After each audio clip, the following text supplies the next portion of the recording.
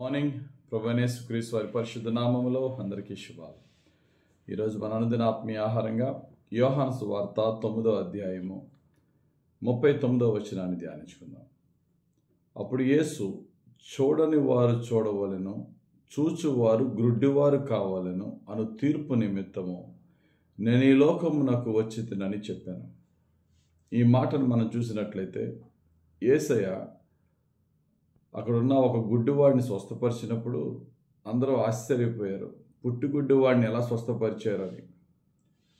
అయితే ఆ పుట్టుగుడ్డివాడు స్వస్థత పొందిన తర్వాత యేసుక్రీస్తు వారిని గురించి చాలా గొప్పగా అక్కడున్న వారందరికీ కూడా చెప్తూ ఉన్నప్పుడు వాడిని నోరు మూయించాలని పరిసయ్యులందరూ కూడా ట్రై చేసినా అతడు ఇంకా బిగ్గరగా ప్రభుని మహింపరిచాడు. అందువలన ఆ పుట్టుగుడ్డివాడిని ఊర్లోంచి వెలేశారు. కానీ యేసు ప్రభు వాడి దగ్గరికి వెళ్ళి, నువ్వు దేవుని కుమారుని యందు విశ్వాసం ఉంచుతున్నావా అని అడిగితే, ఆయన ఎవరయ్యా నాకు తెలియదు విశ్వాసం ఉంచటానికి అన్నాడు. నీవు ఆయన చూస్తున్నావు అన్నప్పుడు వెంటనే నేను విశ్వసిస్తున్నాను ప్రభు అని సాగిలిపడి అని మొక్కాడు.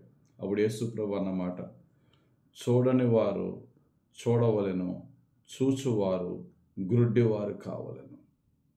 కనులు లేని నీవు యేసు ప్రభుని చూడడమే కాదు, ఆయనలో దైవ కుమారుణ్ణి, మెస్సయ్యను, క్రీస్తును చూస్తున్నాం.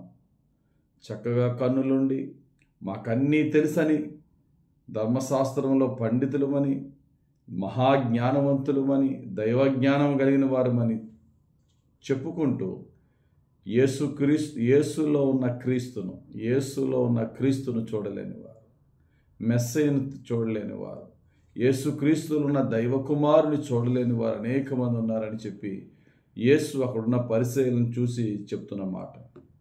ఈరోజు కూడా చాలామంది బైబిల్ అంతా తెలుసు, వాక్యం అంతా నాకు బాగా తెలుసు, 3-4 తరాల నుంచి మేము క్రైస్తవులు అని అనుకుంటూ క్రీస్తుని ఎరుగని వారు చాలామంది ఉన్నారు. ఉదాహరణకి బైబిల్లో హొఫ్నీ, ఫినేహాస్ అనేవారు ప్రధాన యాజకుడైన ఎలీ యొక్క కుమారులు. వారు కూడా దేవుని మందిరంలో యాజకులుగా పనిచేస్తున్నారు. కానీ బైబిల్ ఏం చెప్తుంది తెలుసా? వారు దేవుని ఎరుగని వారు. అంటే అర్థం ఏంటంటే, నీకు బైబిల్ మొత్తం తెలిస్తే నువ్వు దేవుని ఎరిగిన వాడు కావు.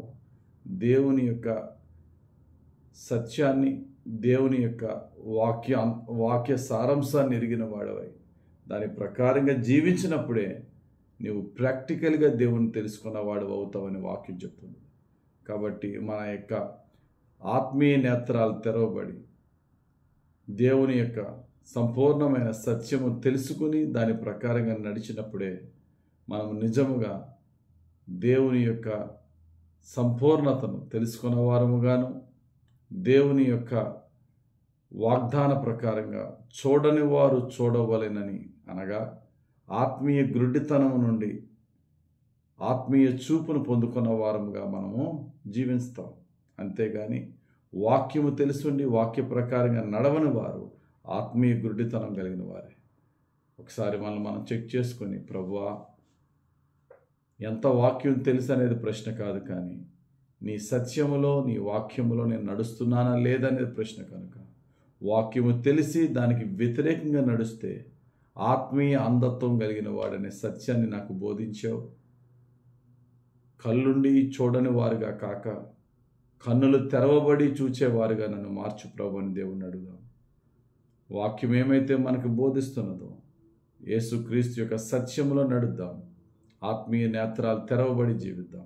దేవుడు తన పరిశుద్ధ వాక్యం మన జీవితం నెరవేర్చును గాక. ఆమేన్.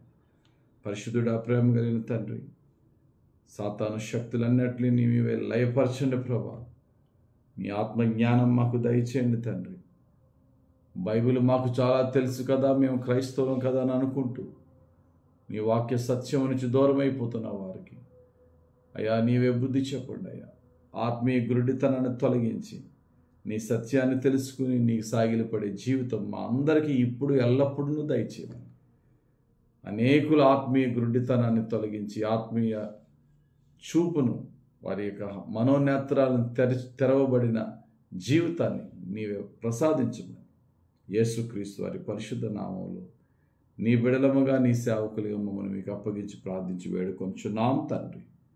ఆమెన్. తండ్రి, కుమార, పరిశుద్ధాత్మ దేవుని అభిషేకము మనపై దిగువచ్చి శారీరక చూపుతో పాటు ఆత్మీయ చూపును కూడా ప్రభు మనకిచ్చి నడిపించును గాక. Amen. God bless you. Have a very blessed day.